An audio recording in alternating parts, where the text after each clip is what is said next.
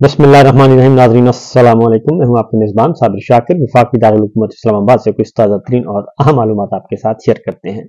पाकिस्तान के हालात व वाक़यात, सियासी सूरत हाल। इमरान खान कैदी नंबर 804 फाइनल राउंड खेलने के लिए तैयार। वो अपनी पार्टी को, पार्टी कारकुनान को हिदायत दे चुके कि जनाब निकलें, और खास तौर पे उन्होंने सोशल मीडिया टीम को बहुत ज्यादा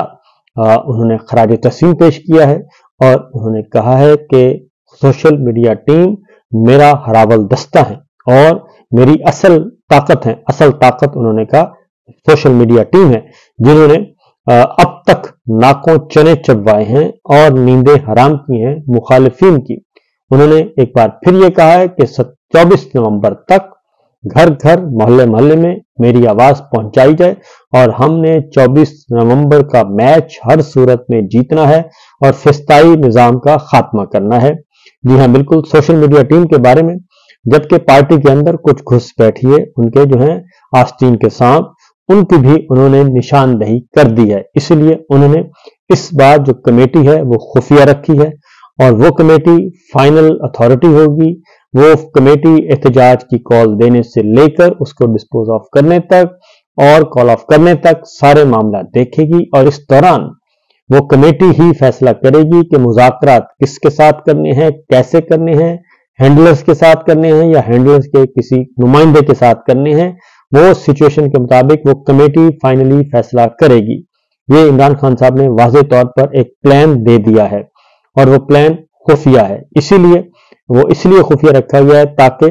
जो हुकूमत है, हुकूमती नुमाइंदे हैं और फस्तायत जो है वो उनके खानदान तक ना पहुंच सके। बहरहाल जैसे ही अनाउंस हुआ है तो कल एक और काम करने की कोशिश की गई जी, क्योंकि सोशल मीडिया पे सबसे ज्यादा ट्विटर आता है और ट्विटर को बैन किया जा रहा है, बैन है, और उसके बाद वीपीएन भी बैन कर दिया गया है और मजीद आगे कदगने लगाई जा रही हैं। अब उसमें जरा एक इस्लामी टच दिया गया है और कल कायमा कमेटी का इजलास था और कायमा कमेटी के इजलास में भी ये कहा गया कि जनाब सोशल मीडिया को कंट्रोल करना बहुत जरूरी है, क्योंकि वो सिचुएशन को वो इस्लामी रवायात का ख्याल नहीं रखता। और एक कल खबर भी चलाई गई और खबर ये थी कि वीपीएन के जरिए 2 करोड़ लोगों ने एक्सेस की और काबिल एतराज वीडियोस तक एक्सेस की, और इसलिए ये इस्लामी टच देने की कोशिश की जा रही है, जबकि ये खबर बेसिकली झूठी है और इसमें ये जानबूझ के ये एलिमेंट डाला गया है। और अहमद नूरानी साहब ने अपने तफसीली ट्वीट में उसका जिक्र भी कर दिया है कि किस तरीके से मीडिया हाउस जो है वो फेक न्यूज चला रहा है और फेक न्यूज चलाने में मददगार और सहूलतकारी का रोल अदा कर रहा है। ये कल उन्होंने बता दिया है। तो सूरत हाल इस वक्त ये है कि कल जो कायमा कमेटी का इजलास हुआ तो उसमें उन्होंने कहा, किरण डार है नुमाइंदा, उन्होंने कहा कि आर्मी चीफ और अदलिया से मुतालिक बातों को तो सेंसर कर दिया जाता है और उन जजेस की बातों को, उन जजेस पर तनकीद सेंसर की जाती है जो कि हुकूमत के हामी होते हैं, और जो हुकूमत के हामी नहीं होते उनके खिलाफ कुछ भी आप चाहे कर सकते हैं। तो क्या रुकन पार्लियामेंट और वजीर आजम जो हैं,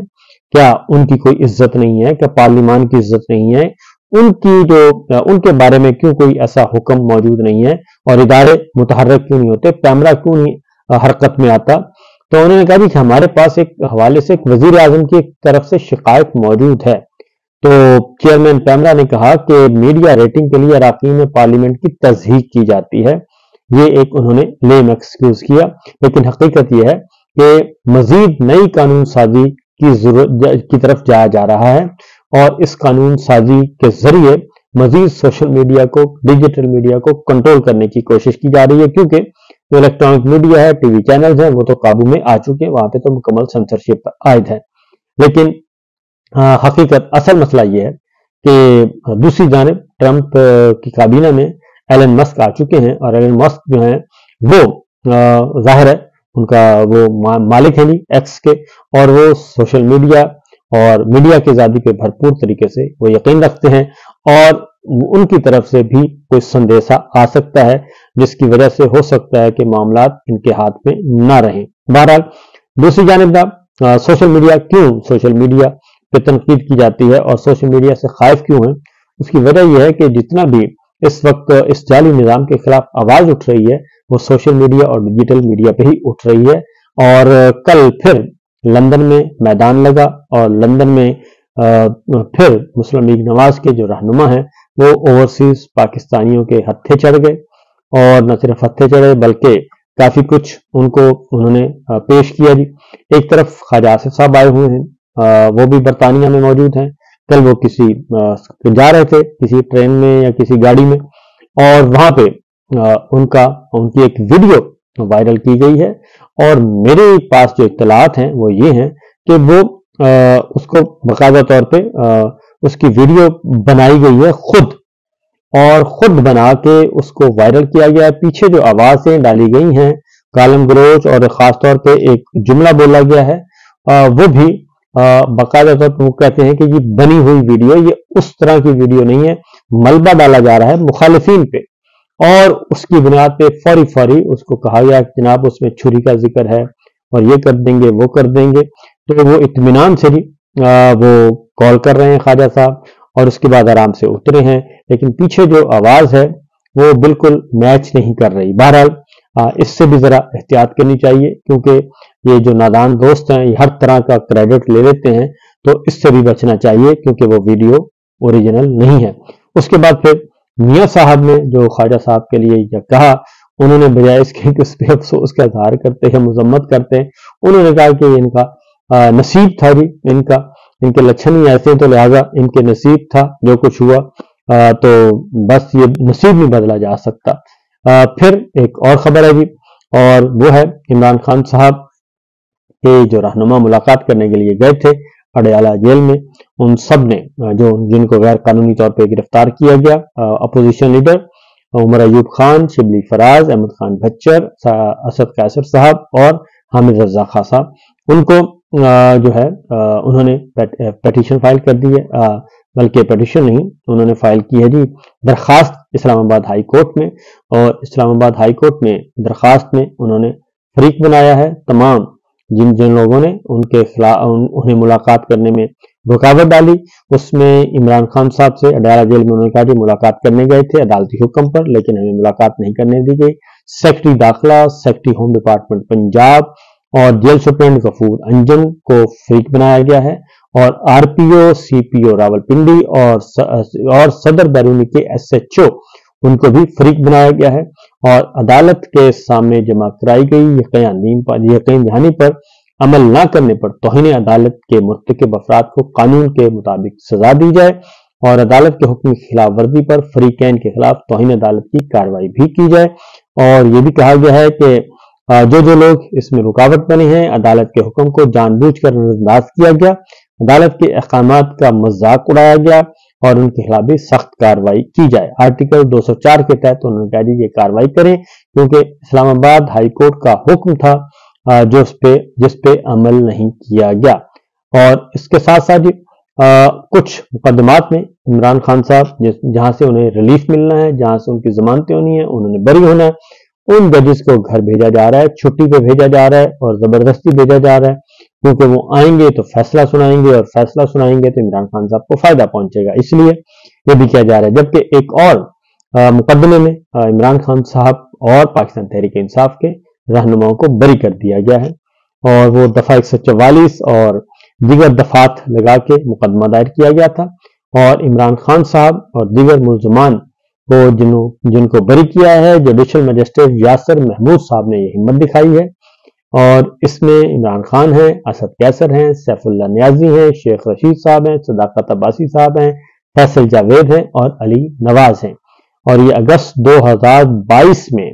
इमरान खान ने शहबाज गिल की गिरफ्तारी और एयरवाई न्यूज का लाइसेंस की मनसूखी के खिलाफ अवाम से सड़कों पर निकलने की अपील की थी, जिसके फौरन बाद पुलिस ने दारुल हुकूमत में ज़ाब्ता फौजदारी की दफा 144 नाफिज कर दी थी, और जब यह एहतजाज हुआ था तो फिर इन सब के खिलाफ मुकदमे मुख्तलिफ दफात के तहत मुकदमे दर्ज किए गए, और बिल आखिर 2 साल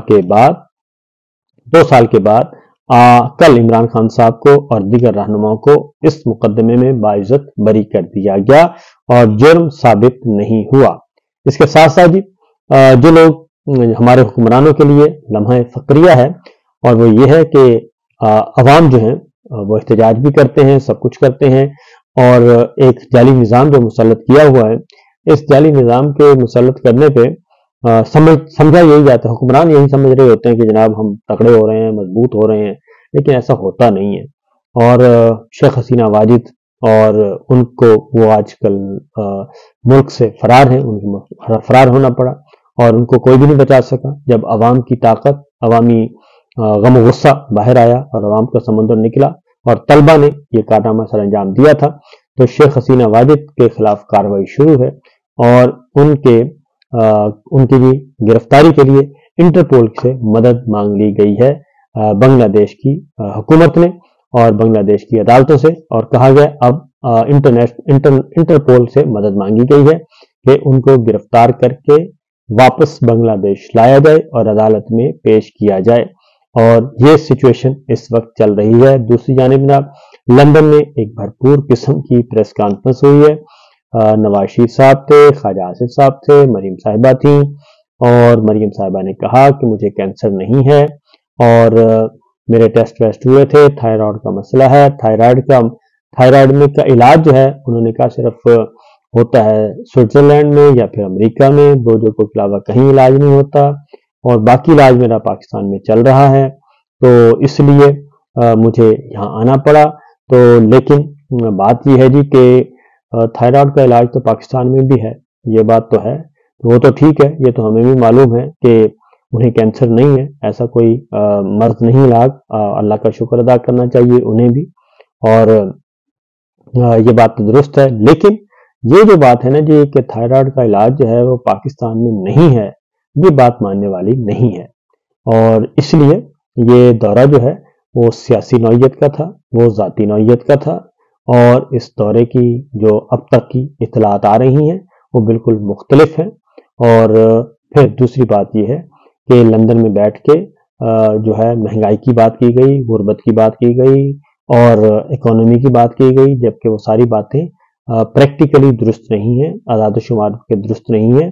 اور وہاں پہ حالات بدستور خراب ہیں، اور ایسا کچھ نہیں کہ جس کی بنیاد پہ کہا جا سکے کہ حکومت کی کارکردگی درست ہے۔ ہاں البتہ اس میں جو ہے سوشل میڈیا پہ، ڈیجیٹل میڈیا پہ ان کی جو خریداریاں ہیں اور انہوں نے جو زیب تن کیا ہوا تھا، جو گلاسز لگائے ہوئے تھیں اور چشمے لگائے ہوئے تھے، ان کے البتہ ریٹس سارے کچھ مارکیٹ میں آ چکے ہیں اور وہ ڈسکس ہو رہے ہیں۔ تو ہیں قواقب کچھ، نظر آتے ہیں کچھ۔ اجازت دیجیے، اللہ حافظ۔